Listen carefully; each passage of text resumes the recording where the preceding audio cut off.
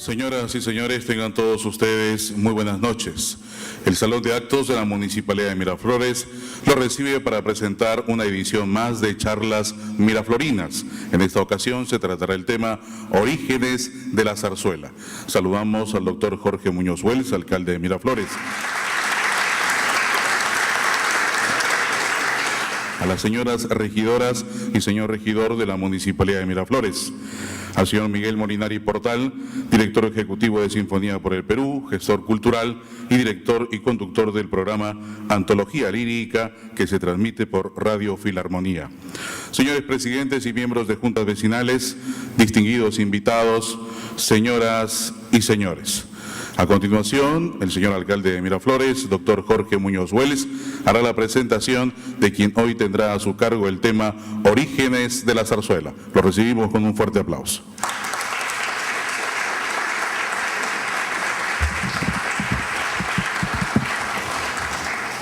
Bien, muy buenas noches con todos los presentes en esta oportunidad aquí en el Salón de Actos.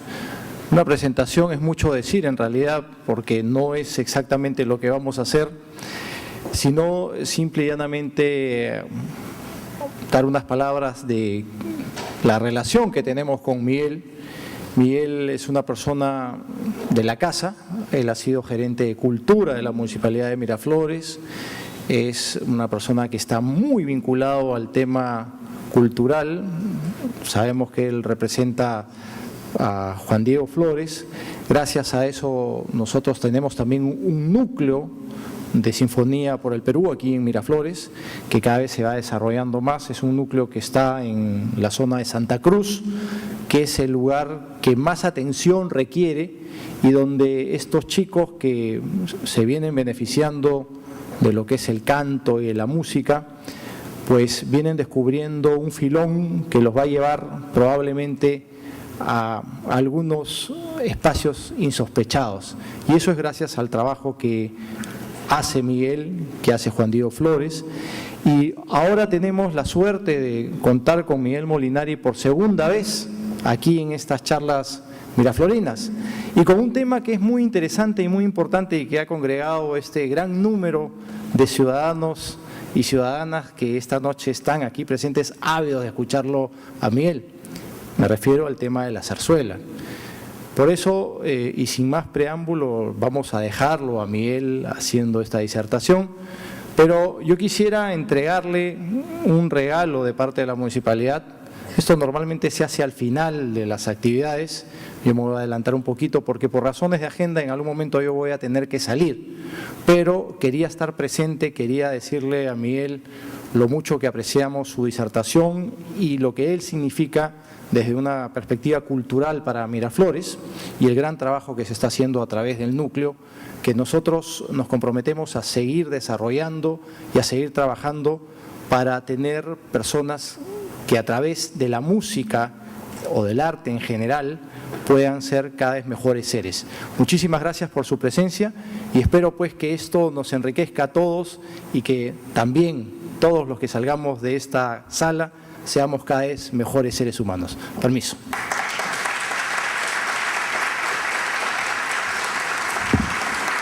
El doctor Jorge Muñoz Wells, alcalde de Miraflores, hace entrega de este presente en señal de agradecimiento al señor Miguel Molinari Portal. Muy buenas noches. Antes que nada, permítanme agradecer a la Municipalidad de Miraflores, al alcalde Jorge Muñoz, saludo a los regidores aquí presentes y a todos ustedes. Efectivamente, como bien ha dicho nuestro alcalde,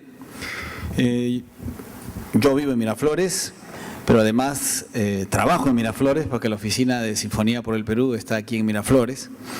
Uno de los primeros socios del proyecto Sinfonía por el Perú, cuando no había nacido aún y asumió el compromiso, fue justamente el alcalde Jorge Muñoz, lo cual nosotros apreciamos muchísimo, porque estábamos lanzando el proyecto, todavía no teníamos una experiencia previa, estábamos, sí, con mucha seriedad, habíamos planificado y proyectado el trabajo que se viene realizando con mucho éxito, pero recibimos ese apoyo inmediato, automático, que nos permitió nacer el 12 de mayo, en el mes de mayo del 2011, ya con el núcleo constituido, ¿no?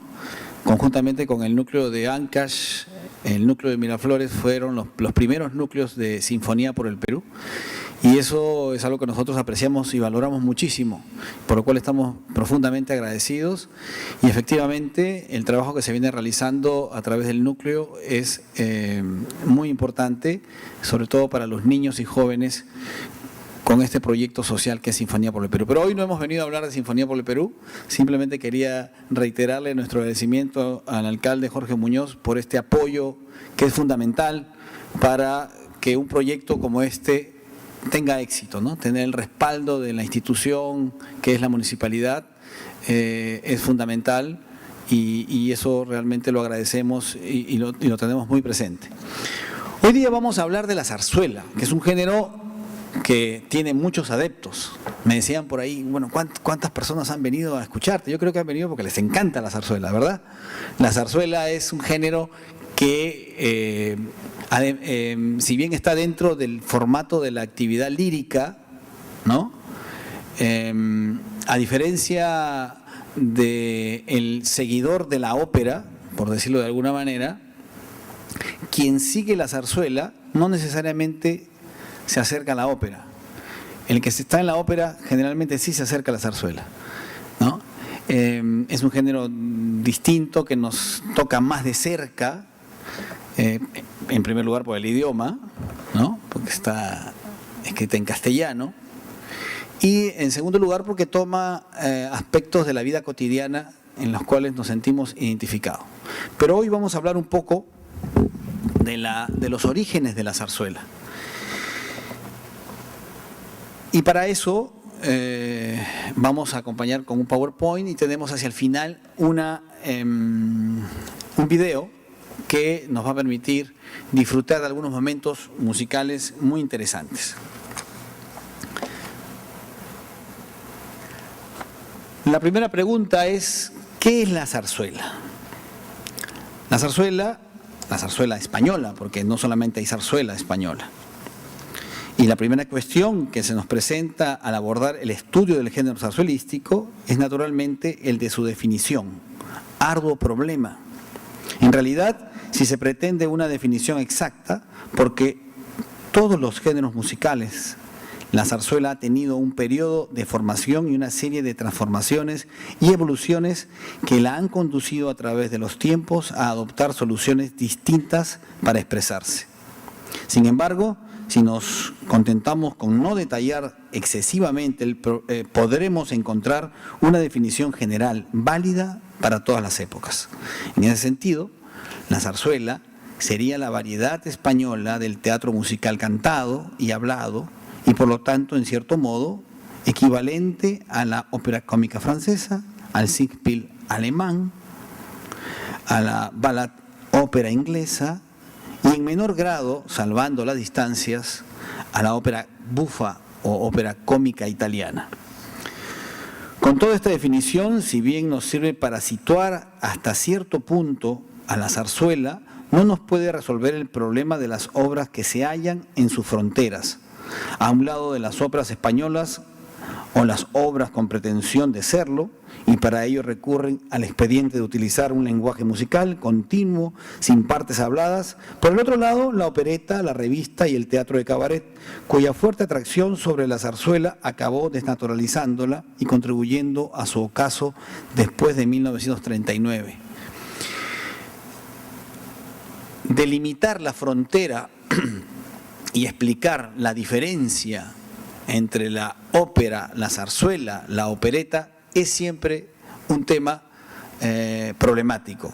Y no nos vamos a detener en ese aspecto, porque en todos estos casos estamos hablando de teatro cantado con características muy diversas.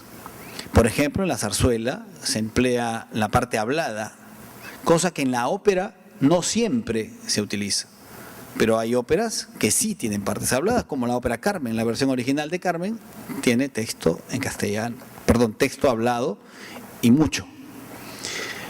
O podríamos decir, la ópera La Fille du Régiment, La hija del regimiento de Donizetti, ¿es más ópera que una Doña Francisquita, por ejemplo?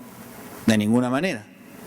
Como concepto dramático, como concepción orquestal, Doña Francisquita es una obra de un peso y una envergadura realmente importantes. En ese sentido, el tema principal aquí no es encontrar diferencias. Además, el problema de la definición tiene que ver, no es solamente un problema de la zarzuela, es al mismo tiempo un problema de la ópera, es un problema de la opereta, ¿no? De diferenciarse. Obviamente, la ópera italiana, la ópera en su conjunto, tienen una presencia mucho más importante, y eso lo vamos a ver más adelante, ¿no? Dentro del desarrollo musical y artístico, por sus valores musicales, porque está mejor escrita que la zarzuela. Yo no diría eso.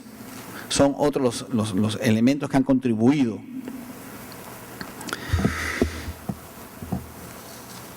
Siguiendo con los aspectos históricos de la zarzuela, que es el tema que hoy en gran medida nos va a ocupar, ¿no? Porque sobre la zarzuela podríamos hablar, alrededor de la zarzuela podríamos tocar muchos temas, ¿no? Podríamos hablar de la influencia del contexto histórico en las composiciones del siglo XIX, por ejemplo, ¿no?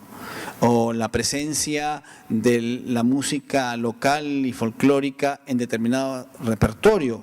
Pero hoy no, hoy día vamos a hablar solamente del aspecto histórico, un poco de los orígenes, y nos vamos a remontar a algunos siglos atrás para entender cómo surge la zarzuela y el porqué de su denominación.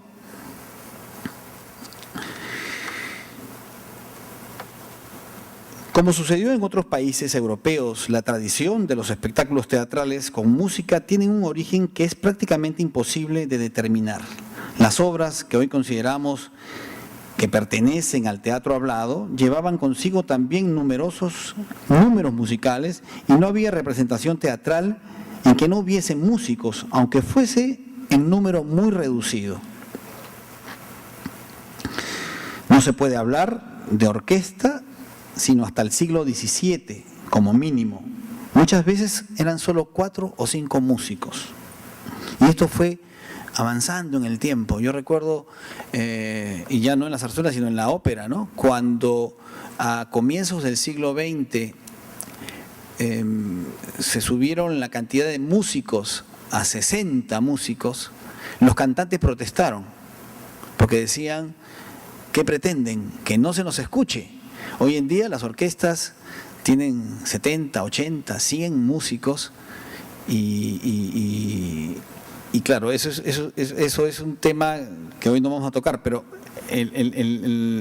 cómo ha ido cambiando, ¿no? el concepto del espectáculo, ¿no? Antiguamente podíamos ver en los periódicos antiguos, por ejemplo, la propaganda de la temporada de zarzuela o temporada de ópera, 3 o 4 títulos en un día. 3 o 4 títulos en un día, y al día siguiente cambiaban los títulos. ¿Cómo es posible eso? Hoy en día eso es imposible. Para hacer una ópera te tomas un mes, porque hay una exigencia de producción, una exigencia de la propuesta escénica, de los ensayos, ¿no? De crear un espectáculo. Antiguamente venían las expediciones en barco, con 4 trapos y algunos telones que colgaban, y con un repertorio aprendido, con una orquesta de no más de 25 músicos, y se montaban las temporadas de ópera y zarzuela, y nadie se quejaba, la gente disfrutaba, pero los tiempos han ido cambiando, seguramente para bien, pero cuando vemos esto no es que había una mejor manera de hacer las cosas, había una manera diferente que era de acorde a los tiempos, ¿no?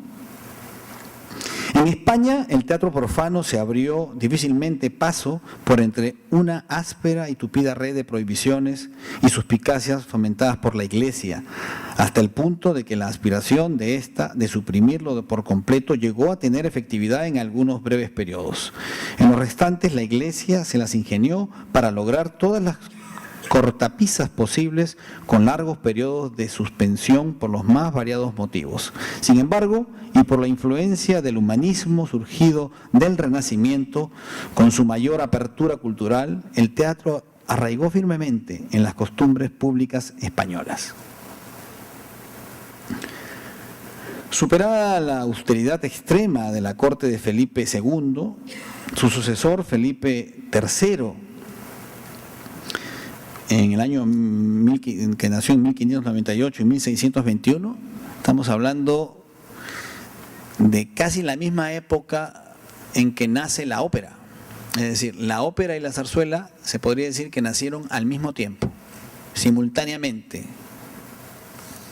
sin tener una nada que ver con la otra, ¿no? Se mostró mucho más interesado Felipe II por las fiestas de la casa y el teatro que ninguno de sus antecesores.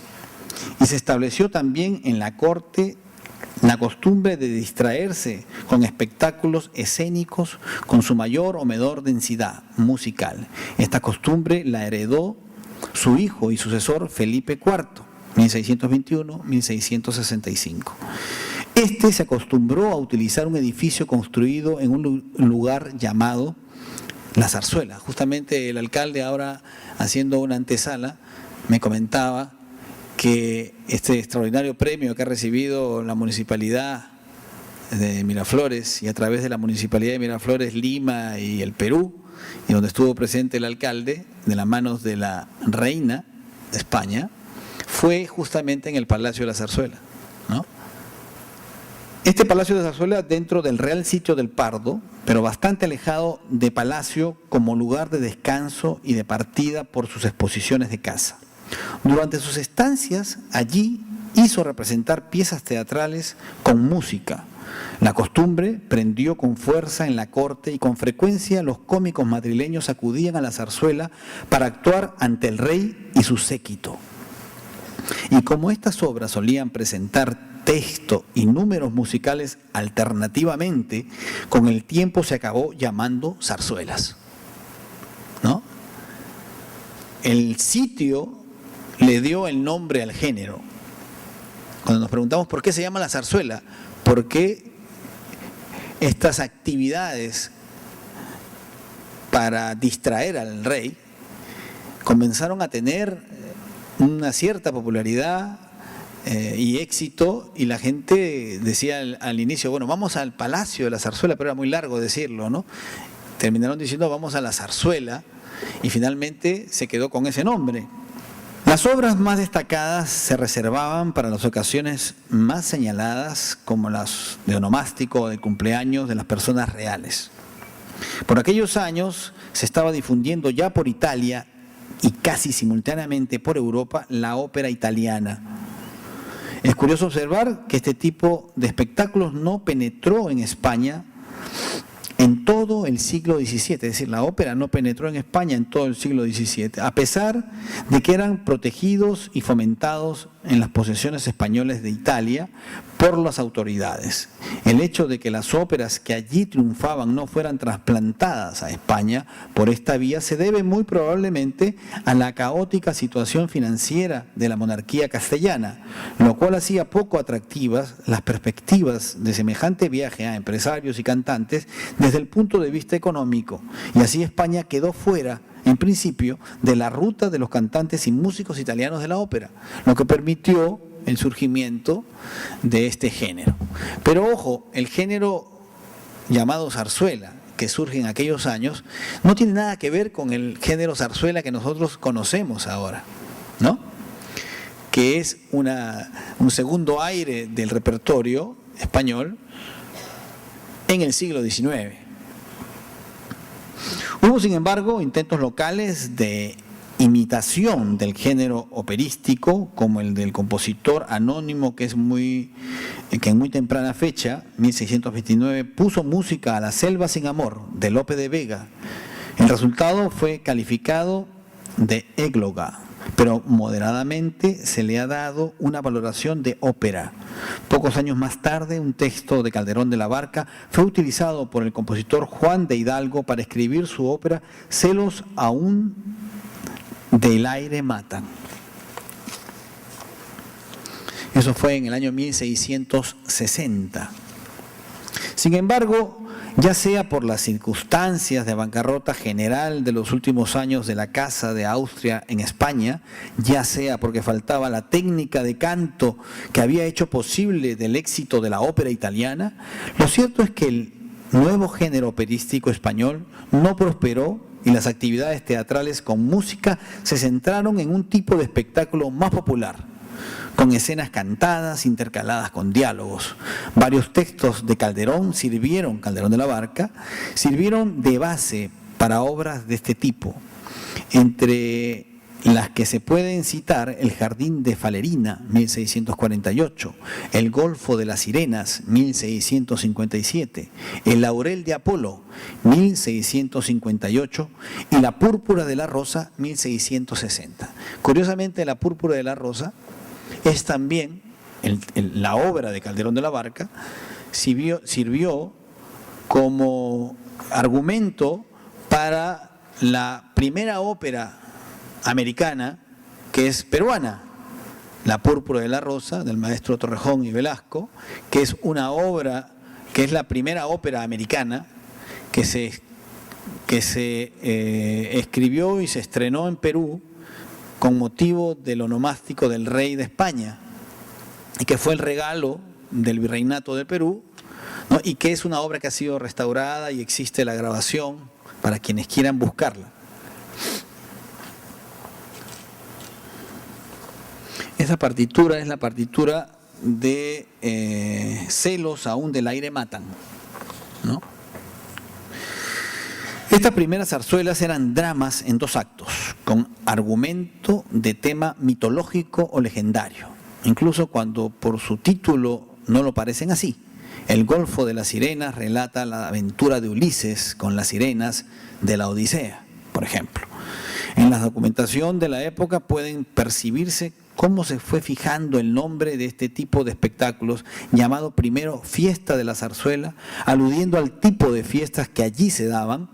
Año más tarde, en el texto de Alfeo y Aretusa, de Juan Bautista Diamante, 1674, se comenta que la obra está, eso es el texto, lo que dice ahí, en 2 actos dividida, donde al estilo atendiendo de las zarzuelas se canta y se representa. O sea, es la primera vez que se cita ya la palabra zarzuela como identificación del género, ¿no? Del mismo modo, en las loas que se incluían en las representaciones de las citadas obras de Calderón, ya se alude también a la forma nueva. Así, en el laurel de Apolo, un personaje habla con la zarzuela personificada, y esta explica en qué consiste la obra. No es comedia, sino solo una fábula pequeña en que, a imitación de Italia, se canta y se representa. O sea, aparecía un personaje, ¿no? Y decía, antes de comenzar la obra, esta frase. Y ya identificaba, obviamente, al género como la zarzuela. Y unas líneas más abajo declara que este tipo de obras ha aparecido sin que tenga más nombre de fiesta, acaso. Por lo tanto, ese es el Corral del Príncipe o Corral de Pacheca, más tarde el actual Teatro Español de Madrid, donde se representaban en aquellos tiempos también los espectáculos, ¿no?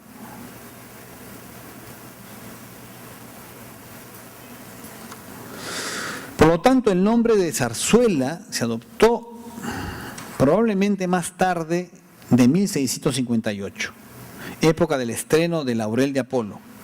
Más pronto que el estreno de la obra de Juan Bautista Diamante. Con su música ignorada, se puso en escena antes de la fecha de publicación, que es la de 1674. Calderón de la Barca, muchas más comedias en las que se incluyeron números musicales y algunas de las que se ha tendido a cubrir todo el espectáculo con números cantados. Otros autores de comedias escribieron piezas similares, es decir, zarzuelas, y en algunos casos se sabe que intervino en la parte musical el mismo Juan de Hidalgo, creador de la primera ópera española, como en Los celos hacen estrellas o El amor hace prodigios, con texto de Juan Vélez, hijo del conocido dramaturgo Luis Vélez de Guevara. A partir de los años 1670, las zarzuelas se generalizan. Son numerosos los textos de Antonio de Solís,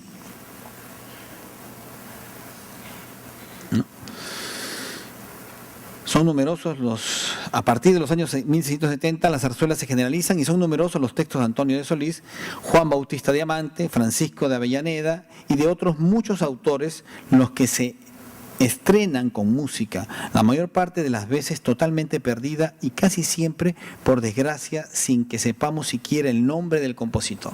Estos son los primeros pasos de la zarzuela, la introducción de este todavía no definido género, ¿no?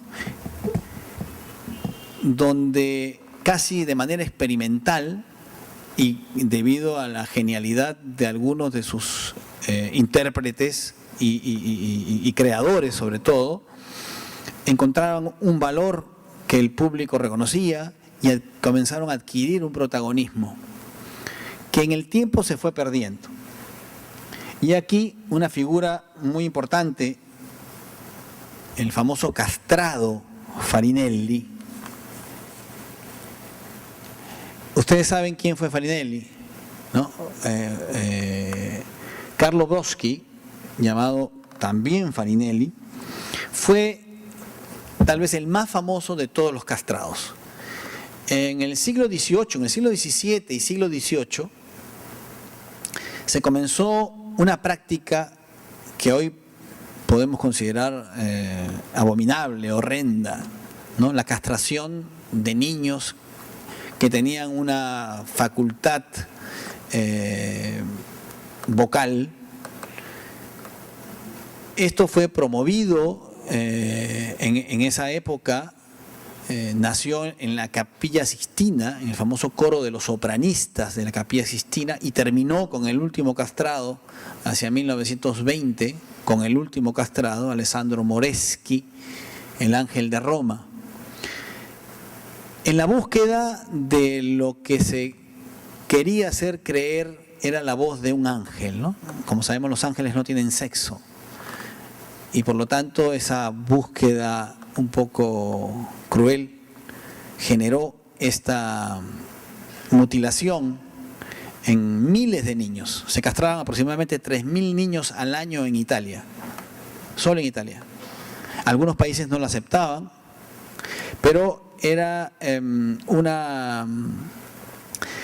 sobre todo en la zona más pobre, sur de Italia, Nápoles, donde el promedio de vida, las expectativas de vida para la gente era no más allá de los 30 años. Y muchos padres encontraban en la posibilidad, si sus hijos tenían condiciones, de someterlos a esta situación para asegurarles un porvenir, porque había la ilusión de hacer una carrera como cantante, y si no lograban hacerla, ingresaban a la vida religiosa. Y además recibían una preparación extraordinaria, ¿no? Musicalmente hablando. Farinelli fue el más famoso de todos los castrados por la belleza de su voz, por la técnica extraordinaria, por ser además una persona de aspecto muy bello y de una nobleza y de un corazón enormes. Farinelli llevaba el nombre en homenaje a los hermanos Farina, que fueron sus benefactores, y estudió con el famosísimo maestro de aquellos tiempos, el italiano Pórpora, Farinelli fue un artista que triunfó en todos los teatros del mundo, pero Felipe V, rey de España, tenía una dolencia tremenda, sufría de una depresión enorme que no le permitía dormir y estaba desesperado. Su esposa, la reina, busca a Farinelli como una posibilidad, pensando que la voz de Farinelli podía hacer descansar y hacer sentir mejor al rey. Esto significó que Farinelli se quedara en España 25 años, solamente cantando todas las noches las mismas canciones al rey, que dormía con las canciones de Farinelli. Esto es real, es histórico. Farinelli se convirtió en primer ministro del rey, en uno de los hombres más poderosos de España. Incluso en el libro de Patrick Barbier, Los castrados, describe que sus enemigos o quienes querían tener mayor acceso al poder le llegaron a ofrecer para convencerlo el virreinato del Perú. Así que pudo haber sido virrey del Perú, pero no lo fue. Podría haberlo sido. Él no aceptó. Era un hombre muy ponderado y que nunca hizo abuso del poder. Pero sí fue una influencia fundamental. Y aquí viene la parte de la conexión a lo que quería llegar. Como músico y como... porque no era solamente un cantante, tocaba varios instrumentos, era compositor, tuvo una influencia, estuvo a su cargo en la actividad teatral más importante de la corte y trajo a muchos músicos italianos a España, que comenzaron a trabajar muy fuertemente en el desarrollo musical de España. Esto duró 25 años. A los 25 años, después estuvo Felipe VI, que continuó con la presencia de Farinelli, por quien tenía un gran aprecio, y que además había visto siempre porque era el hijo de Felipe V.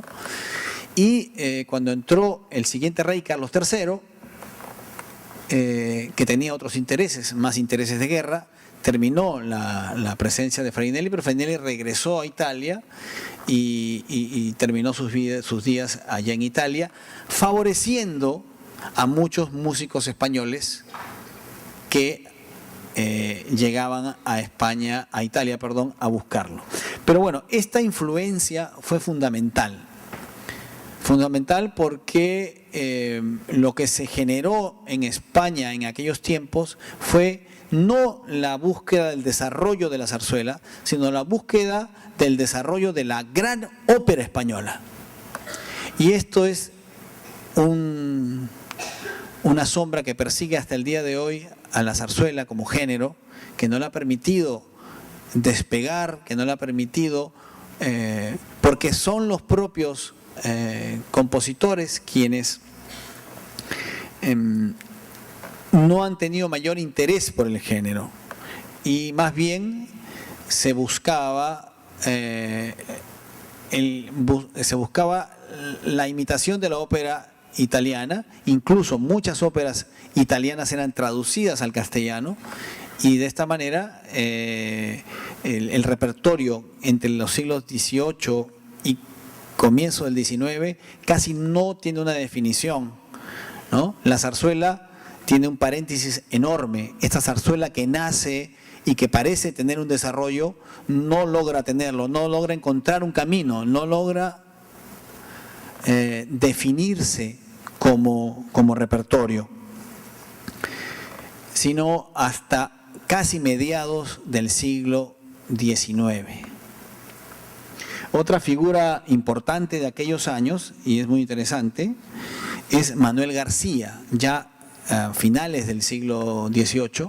Manuel García fue un tenor español, sevillano, que fue el tenor más famoso de su tiempo y compositor de obras muy interesantes, como por ejemplo El majo y la maja, El seductor arrepentido, El poeta calculista, Florestán, que eran sainetes, obras representadas, pero ya con un carácter que nos acercaba más a lo que es la zarzuela hoy en día. Él fue un famoso cantante de ópera, fue quien estrenó El Barbero de Sevilla, fue el tenor más famoso de su tiempo, y padre además de dos figuras legendarias de aquellos años, María Malibran y Paulín Viardot, y padre de Manuel García, hijo que fue maestro de canto de todos los grandes cantantes del siglo XIX. Es decir, la presencia de Manuel García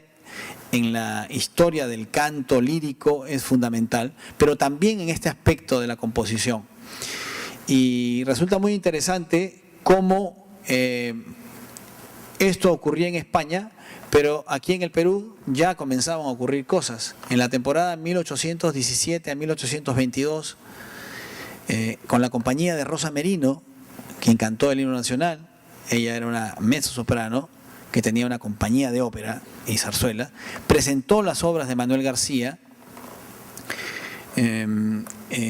lo cual significó para ese tiempo algo muy importante. Perú era una plaza que era reconocida. Esto se ha ido perdiendo con el tiempo, lamentablemente. Pero, por ejemplo, el estreno mundial, el estreno americano de Lucia di Lammermoor de Donizetti se hizo en Lima antes que en Estados Unidos. A pocos años del estreno de La Favorita de Donizetti, se estrenó en Lima también con el libreto nada menos que de don Ricardo Palma, la versión en castellano. Y así la zarzuela iba acompañando el repertorio, pero no quiero saltarme, aparecen otros compositores importantes. Pero antes de entrar a los compositores vamos a hablar de la importancia que ha tenido en el siglo XX el repertorio de la zarzuela gracias a los grandes cantantes que la han interpretado. Lamentablemente, el cantante lírico no puede pretender desarrollar una carrera exitosa tanto en lo artístico como en lo financiero cantando zarzuela, porque no hay un mercado suficiente como sí lo hay en la ópera. La ópera te permite estar en todo el mundo, la zarzuela no. Son episodios esporádicos los que se realizan en algunos otros países europeos que no sean España y obviamente en América Latina, pero a un nivel menor, a un nivel mucho menor a lo que la zarzuela, la ópera puede ofrecer. Pero la grabación, en la aparición del disco, generó la presencia de grandísimos cantantes que cantaban ópera, pero grababan zarzuela. El siglo, comienzos del siglo XX, sí fue un periodo importante para la zarzuela en España como espectáculo en el teatro. Este es Hipólito Lázaro, tenor que vino en 1919 a Lima con Cora Raga, en una escena de La Dolorosa, aquí en Lima. Algunos directores de orquesta y compositores, Ataulfo Argenta, Rafael Frudbeck de Burgos, Federico Moreno Torroba y Pablo Sorozábal, que son compositores de la última etapa. Cantantes como Emilio Sagi, Mardones, Teresa Berganza, Alfredo Kraus, ¿no? Si bien casi nunca cantaban zarzuela sobre el escenario, el caso de Manuel Ausensi, el gran barítono que ustedes habrán escuchado muchas veces. Manuel Ausensi grabó prácticamente todo el repertorio de la zarzuela y sus grabaciones son consideradas versiones muchas veces definitivas del género. Nunca cantó una zarzuela sobre el escenario. Eso nos hace notar claramente la crisis de la zarzuela como espectáculo. ¿no? Entonces, ¿por qué? Porque tener a un cantante como Ausensi sobre el escenario costaba mucho. En el disco era una figura distinta. Entonces, el disco sí, a través del disco se ha logrado recoger lo mejor de este repertorio, tanto por las orquestas, por los directores, en un esfuerzo enorme por divulgar el género. Lo mismo podemos decir de Plácido Domingo o Montserrat Caballé. Plácido Domingo, por ejemplo, es un gran impulsor del género, siendo él hijo de padres cantantes de zarzuela que tenían su compañía, Pepita Envil y su compañía, que algunos de ustedes seguramente recordarán haberlos visto en los teatros limeños, que venían muchísimo, incluso Plácido, muy jovencito, venía a Lima. Él ha hecho un esfuerzo muy grande por divulgar la zarzuela, por llevarla a los grandes teatros. Así ha llevado Doña Francisquita a la Scala de Milán, o Luisa Fernanda a la Ópera de Moscú, o a Nueva York. Y realmente al encontrarse con estas partituras, los teatros descubren obras de altísimo nivel, de gran calidad. Y esperemos que esto ayude a que el género, ¿no?, se multiplique y evolucione como lo ha hecho la ópera.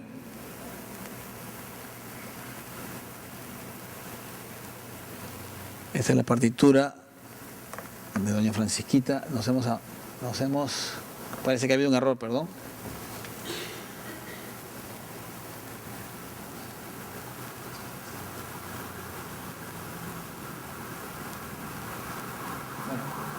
Ahora vamos a...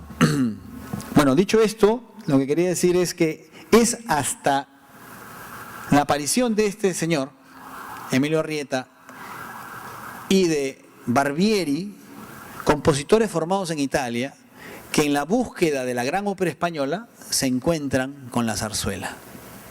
Y digo se encuentran porque lo que ellos estaban buscando no era consolidar un género que estaba casi olvidado, que no era considerado de gran importancia, pero el nivel y la calidad de estos músicos, de estos compositores, permiten presentar al público espectáculos de altísimo nivel.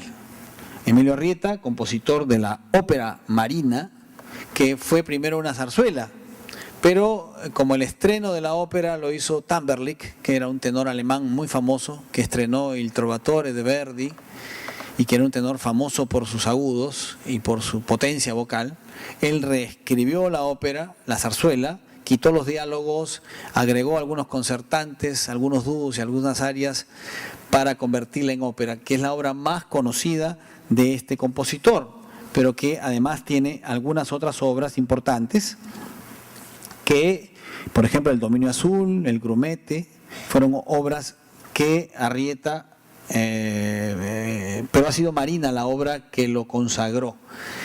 Francisco Asenjo Barbieri, compositor de altísima calidad, de origen italiano, pero español, vivió tiempo en Italia. Hay una anécdota bien simpática, cuenta Barbieri que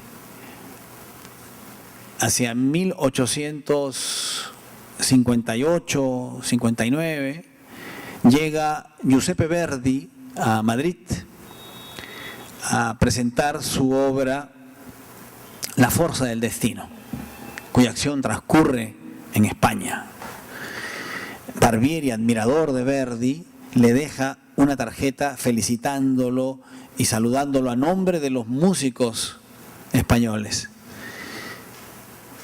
No recibe contestación y luego al final asiste a todos los ensayos, a las funciones y vuelve a dejarle una misiva reiterándole su admiración, su aprecio y el saludo, pero tampoco recibe ninguna contestación. Pasan algunos años, Verdi está en París y va a estrenar la ópera Don Carlo.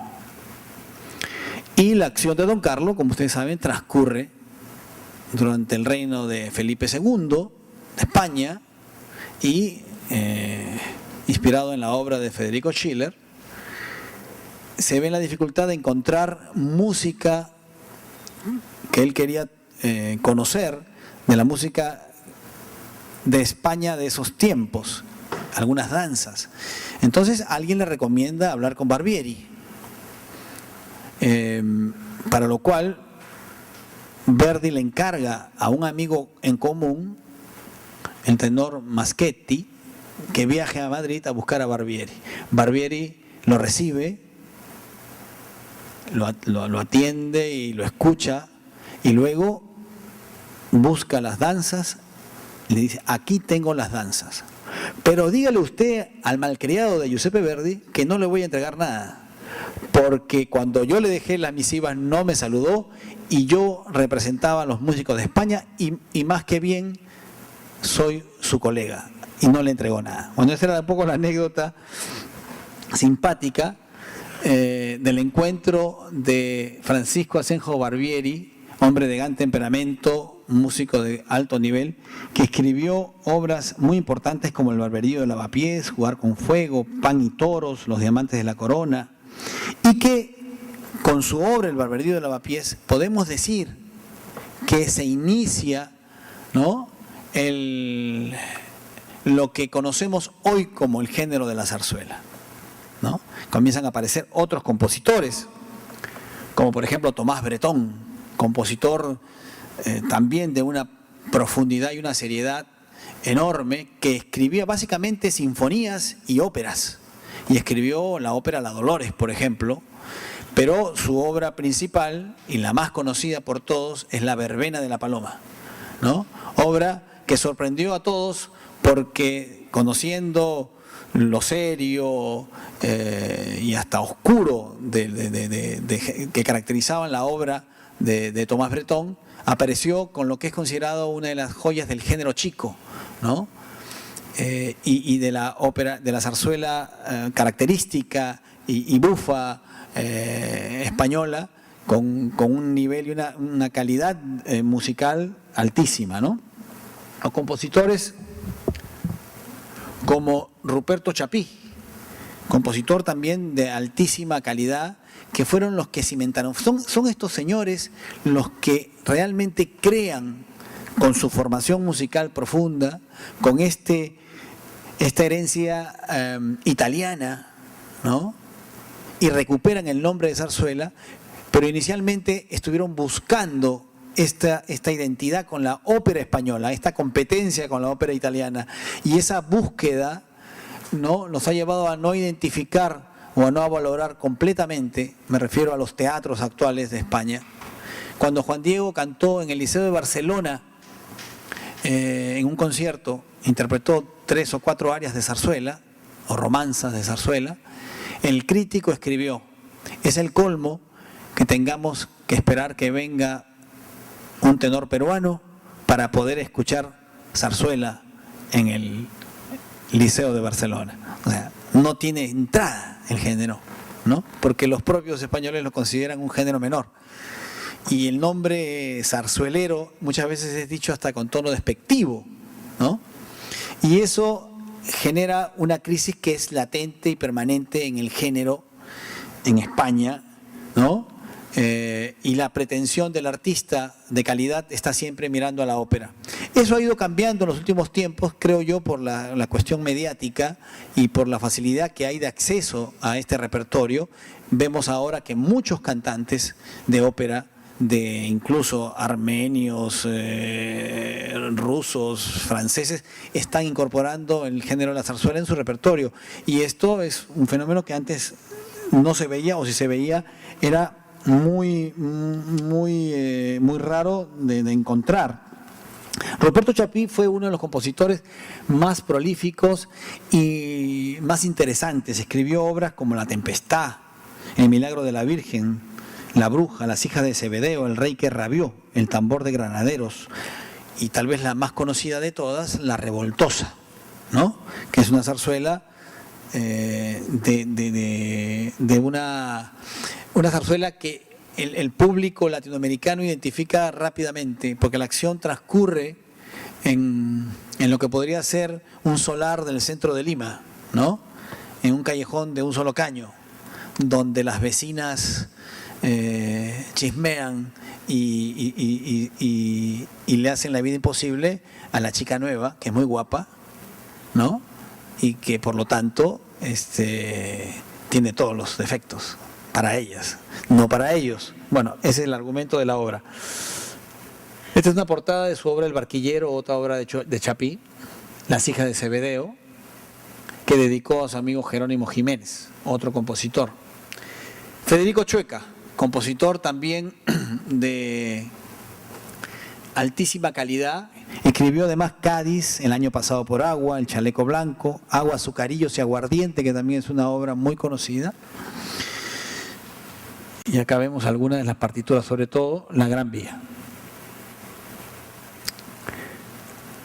Manuel Fernández Caballero, compositor con una formación también sinfónica, fue violinista, director de orquesta, con singular éxito, dirigía en los teatros más importantes de Europa, básicamente ópera. Pero él decidió dejar todo ello y dedicarse a la composición del género y escribió obras realmente fundamentales. Estas son, digamos, las obras que generan el piso, la base para el desarrollo del género en los próximos 100 años, que fueron la época de oro de la zarzuela, la época en que el género realmente adquirió un protagonismo y como ustedes podrán ver, las compañías de zarzuela visitaban todo el mundo. Él escribió, por ejemplo, Chateau Margaux, Gigantes y Cabezudos, El dúo de la Africana y La Viejecita. Manuel Fernández Caballero. Esta es la portada de la partitura del dúo de la Africana. Gigantes y Cabezudos. Aquí estamos frente a un compositor ya más acercándose al siglo XX, Jacinto Guerrero. Jacinto Guerrero, conforme fue avanzando el tiempo, el nivel de los compositores, ¿no? Y su preocupación por presentar espectáculos de gran nivel y de gran calidad fue un arma de doble filo, porque el género comenzó a buscar otros espacios, el género popular, y aparece el género chico, ¿no? Que en un comienzo tiene gran éxito con zarzuelas y operetas como La Gran Vía o La Verbena de la Paloma, pero luego aparece la revista musical. Y esto es casi la muerte de la zarzuela, porque adquiere un protagonismo la cupletista, el cantante de tonadillas, que van dejando de lado este repertorio, van dejando de lado la gran ópera, la gran zarzuela, perdón, ¿no? Con el formato más cerca al género lírico italiano. Comienzan a aparecer cantantes, no necesariamente con cualidades líricas, sino más bien cantantes con características populares, que buscan entretener al público, y esto va adquiriendo una gran popularidad, una gran difusión, y el género se va arrinconando entre la revista y la ópera italiana, que presenta a las grandes voces, porque finalmente uno va a ver a los cantantes. Entonces, si las grandes voces, los grandes cantantes españoles, Miguel Fleta, Hipólito Oraza, ¿no? A excepción de Marcos Redondo, que era un barítono muy importante, José Palet, María Barrientos, Ángeles Otein, todos los cantantes famosos de aquel tiempo cantaban ópera, no cantaban zarzuela.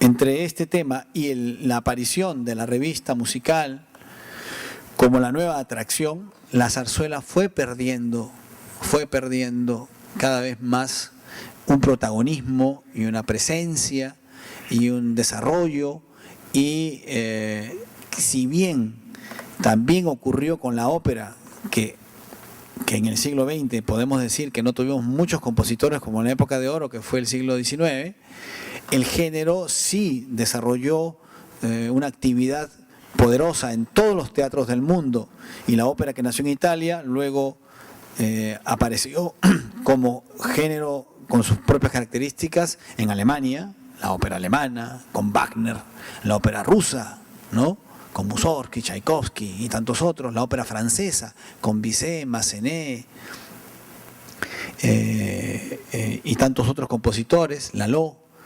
Entonces, la zarzuela fue perdiendo ese espacio, y poco a poco se fue refugiando solamente en las grabaciones. Por eso encontramos en el siglo XX una calidad y una cantidad de grabaciones importantes. Y en aquellos años hubo algunos compositores que brillaron con luz propia y que mantuvieron vivo de alguna manera, pero no sin la tentación de caer a veces también en el efecto de la revista, ¿no? Y ahí tenemos a compositores como Jacinto Guerrero, compositor de obras realmente importantes, como El huésped del sevillano y El sobre verde, pero la más conocida de todas, Los gavilanes, ¿no?, que es una de las obras preferidas además del público, ¿no?, de Lima y de todo el mundo que disfruta de la zarzuela. Otro gran compositor cubano, porque la zarzuela es un género que, si bien nace en España, luego la zarzuela viene a nuestras tierras y tiene una influencia directa en el desarrollo de la música local. Entonces, la influencia, por ejemplo, de la zarzuela en los valses, sería un tema para hablar horas de horas. El vals peruano tiene muchas letras de zarzuela, sobre todo los valses de la primera mitad del siglo XX. Por ejemplo, Marina, ¿dónde vas con mantón de Manila? ¿Dónde vas con vestido chiné? ¿No? Es parte de una marinera que tomaba los temas de la zarzuela porque era común. O, por ejemplo, las zarzuelas en aquellos años hubo muchas zarzuelas criollas que eran zarzuelas con la misma estructura. Por ejemplo, Caramanduca, ¿no?, el hermano de Rosa Mercedes Ayarse Morales, estrenó más de una zarzuela criolla, es decir, con marinera, con vals, con panalivio y con festejo, pero con el formato de la zarzuela, con actuación, y estas tenían gran éxito en la primera mitad del siglo XX. Pero en el siglo XIX, también compositores como italianos que se quedaron en el Perú, como Carlo Enrico Pasta, que escribió la ópera Atahualpa en 1875, estrenó varias zarzuelas. Yo por acá tenía una nota, ya no sé dónde la puse, acá, una nota de este compositor que estrenó, por ejemplo, La Limeña, El loco de la Guardilla en 1863, zarzuela, La cola del diablo, zarzuela, Los bomberos, otra zarzuela, Rafael Sanzio, zarzuela en un acto, y así, etcétera, etcétera, etcétera. Entonces estamos frente a un fenómeno que tiene una influencia directa. Y muchos de ustedes conocerán El Cóndor pasa, ¿no? El Cóndor pasa es una zarzuela. El Cóndor pasa es una zarzuela de Daniel Alomía Robles, que estrenó en Estados Unidos a finales de la década del 20, con gran éxito, ¿no? Con gran éxito. Él no había escrito antes del estreno, le piden escribir un intermedio para la zarzuela, un intermedio orquestal, porque era lo que se acostumbraba, y él no había escrito este intermedio, y bueno, se inspiró y escribió lo que ahora todos conocemos como El Cóndor pasa, el intermedio de la zarzuela, El Cóndor pasa. La zarzuela prácticamente ha desaparecido, pero ha quedado para la eternidad, digamos, esta obra que es de una zarzuela peruana. El Cóndor pasa es una zarzuela peruana, no es una composición libre, suelta, no, es parte de una obra completa del gran compositor huanuqueño Daniel Alomía Robles. Igualmente, Chabuca Grande escribió más de una zarzuela. Estamos hablando de una época donde el espacio del teatro, ¿no? Y bajo la influencia del género de la zarzuela, esta influencia generó que compositores locales aquí en Chile, en Argentina, escribieran también zarzuelas. Entonces la zarzuela tuvo como su gran momento en el siglo XIX, en la segunda mitad y en la primera mitad del siglo XX, cuando este género tenía una presencia fundamental en la vida, ¿no? de las personas. Y así sucesivamente. Ernesto Lecuona, compositor cubano de altísimo nivel, hijo de padre español y madre cubana, escribió varias zarzuelas. Manuel Penella, compositor también de singular calidad, que murió en el año 1939 mientras se filmaba la película Don Gil de Alcalá. Él compuso muchas obras, pero sus obras más conocidas fueron El Gato Montés y Don Gil de Alcalá. El Gato Montés, con su famoso pasodoble Torero quiero ser, adquirió una popularidad enorme, y luego el Don Gil de Alcalá también. Y justamente poco tiempo después del estreno, en 1933, él viajó a México para filmar la película y dirigir la parte musical, pero en los ensayos de esta película, donde actúa en el rol principal como Don Gil de Alcalá, José Mojica, y que hoy lo vamos a ver cantando justamente un fragmento de esa película, fallece este gran compositor. Esa es la partitura de Don Gil de Alcalá. José Serrano, compositor también muy importante de aquellos años, escribió obras fundamentales como Los de Aragón, Los Claveles, La Dolorosa, ¿no? Las Hilanderas, que son títulos que siguen estando en el repertorio de los teatros que hacen zarzuela.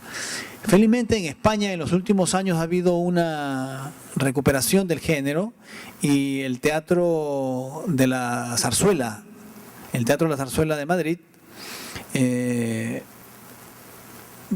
dedica gran parte de su actividad a la zarzuela con un alto nivel.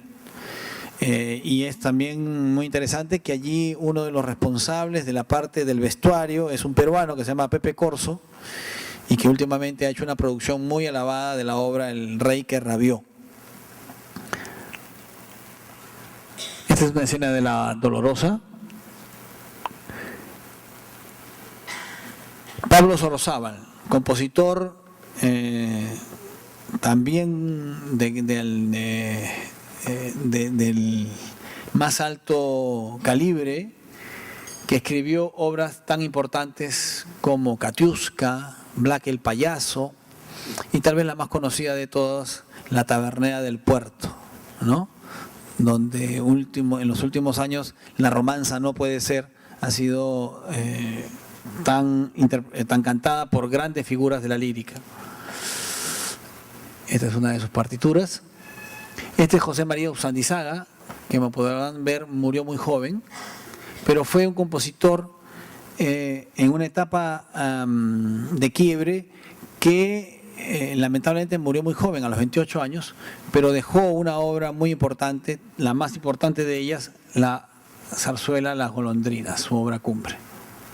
Y Amadeo Vives, compositor de obras como Doña Francisquita o Bohemios, que son verdaderas óperas. Y digo verdaderas óperas no porque quiera menospreciar a la zarzuela, sino todo lo contrario.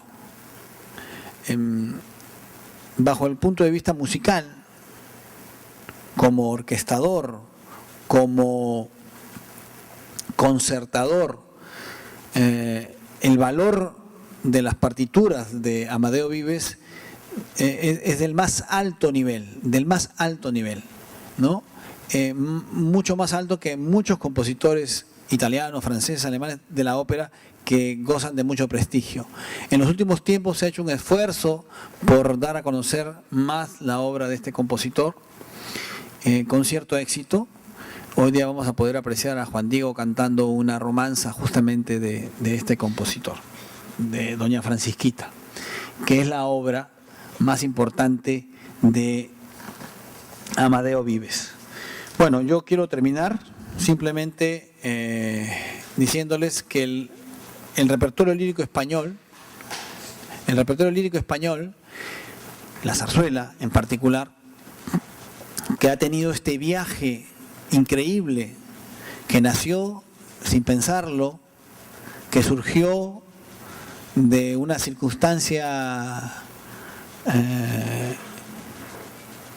fortuita, como parte de los entretenimientos del rey Felipe V, por su afición a las artes y a la caza, y que luego comenzó a caminar sin rumbo y sin norte y se perdió en el siglo XVIII casi completamente, para reaparecer en el siglo XIX, pero no reaparecer como efecto de una búsqueda, sino reaparecer también casi por casualidad en esa búsqueda incesante de los compositores españoles por encontrar la gran ópera española. No se daban cuenta de que tenían la gran zarzuela española y que podía perfectamente competir sin necesidad de buscar características distintas. Se fue reencontrando y rediseñando y encontró en el siglo XIX realmente su verdadera definición, la definición como teatro lírico con sus características propias y que ocupa un lugar al lado de la ópera, al lado de la opereta vienesa, del Singspiel alemán o de la ópera cómica italiana, y que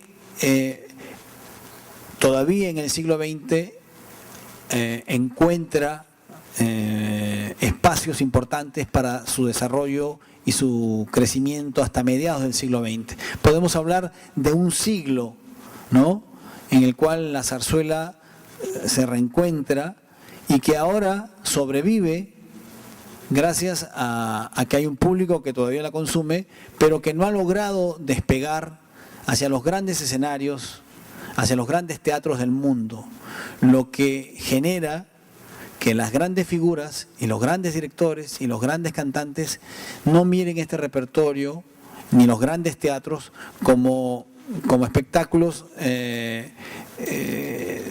dentro de una actividad continua. Tal vez sí, por ahí una representación o dos representaciones para cumplir o para presentar una obra distinta o diversa, pero no ha logrado. Y en eso creo que la responsabilidad principal es de la propia España, que no ha divulgado, no ha favorecido, no ha generado los espacios necesarios para que el género encuentre el sitio que realmente merece, ¿no?, como un género de altísimo nivel, de gran calidad musical, artística, ¿no?, y que no en vano sigue cautivando a miles y miles de personas en todo el mundo que tenemos la suerte de poderla apreciar cada cierto tiempo. Aquí hay que decir también que en los últimos años en nuestro país además de haber venido, por ejemplo, Amadeo Vives vino en 1922 a presentar Doña Francisquita en Lima, dirigida por él. O venía Federico Moreno Torroba con Luisa Gibela, con Renato Cesari, dirigiendo él las obras. O sea, Lima ha tenido, y no solamente Lima, porque venían en gira, ¿no? Eran otras épocas, pero como consecuencia de ello, y la última gran compañía, muchos de ustedes recordarán, a don Faustino García, el Quijote de la zarzuela, como le decían, terminó de venir en la década del 70. Y desde esa época no han vuelto a venir grandes compañías, o ya no existen esas compañías que venían en barco, que tenían esta tradición. Y han aparecido, pero gracias a esa influencia y gracias a esa presencia, aparecieron en nuestro medio figuras locales, españoles además, que encontraron aquí el amor, se quedaron, Fernando Hernández, Jesús Goyri, Manuel Pineda, Juan Antonio de Don Pablo, ¿no?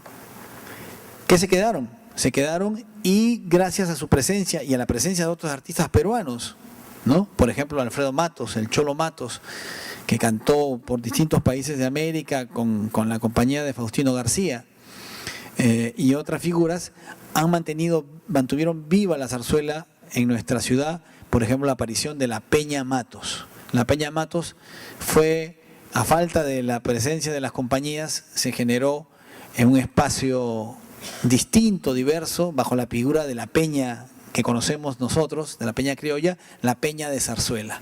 Y allí se presentaban los artistas españoles con los artistas peruanos, ¿no? Y se armaban coros y se hacían presentaciones.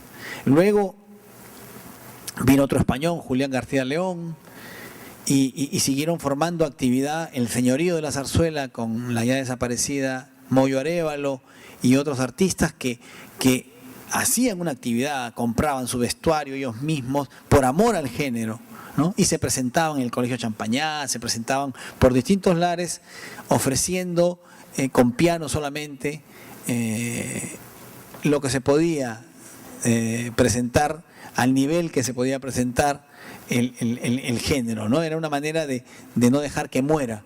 Hasta que Prolírica, a finales de la década del 90, del siglo pasado, se aventura en la zarzuela nuevamente y trae Los Gavilanes con una compañía cubana, y luego Romanza actualmente recoge todos los años por lo menos presentar uno o dos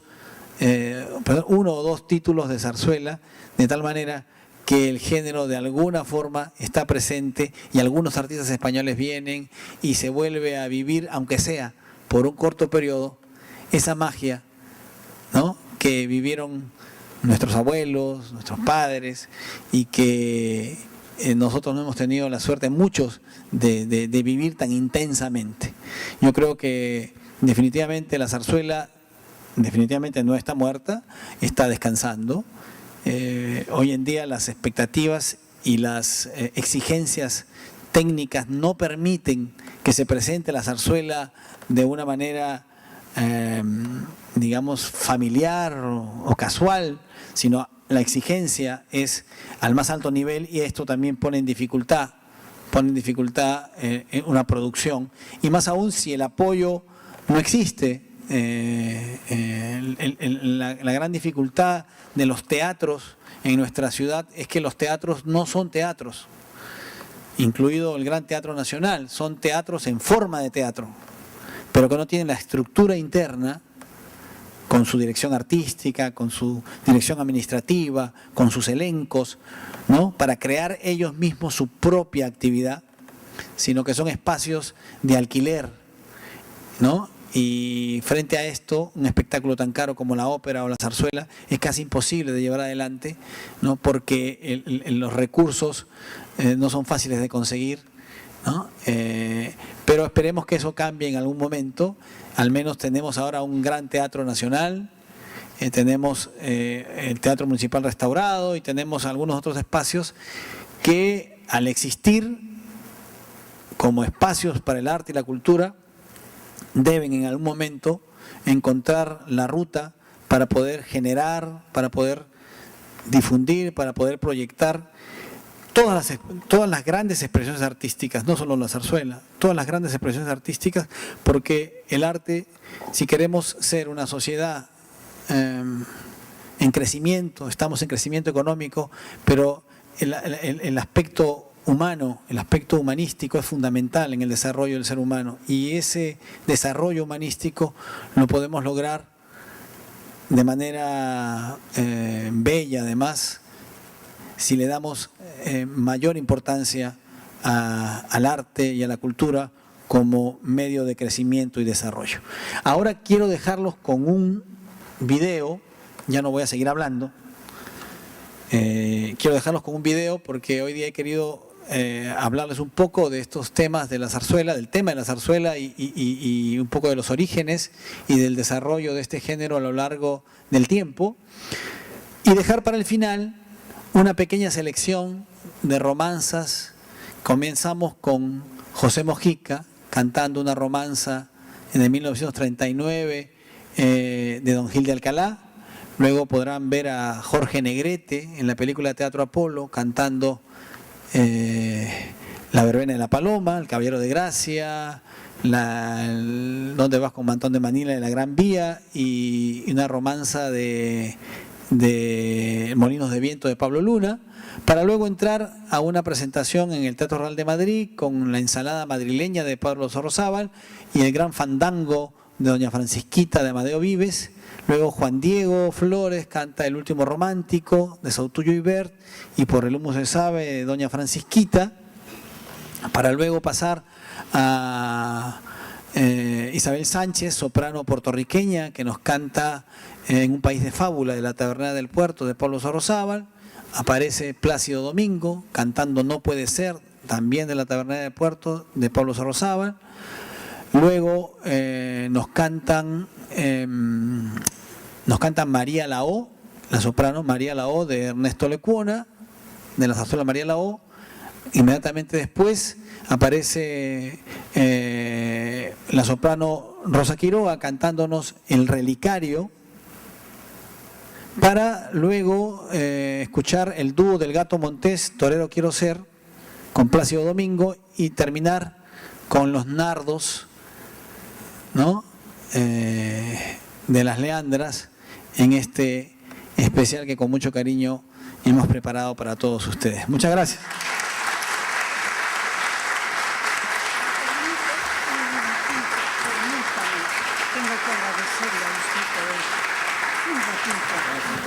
Señor Miguel Molinari, yo soy ayacuchana y en Ayacucho amamos mucho la zarzuela y le escuchan usted todos los días esa cátedra comentando cada una de las obras, todos los días por Radio Filarmonía.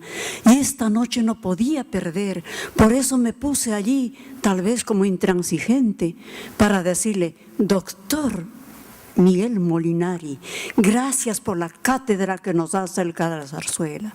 Cada una de nosotros tenemos ser mensajeras. Que no muera esta zarzuela. Y les voy a contar, todas las tardes escucho y elevo el volumen y un muchacho está trabajando en un edificio y me dice, señora, ¿qué música escuchas? Son zarzuelas, es Radio Filarmonía. Y esta tarde había llevado su radio y estaba escuchando también él, ¿no? Entonces, hagamos efecto multiplicador, que no muera este género lindo, lindo. Muchas gracias. Año tras año escucha usted, señor Miguel Molinari. Muchas gracias, señora, muchas gracias por sus palabras.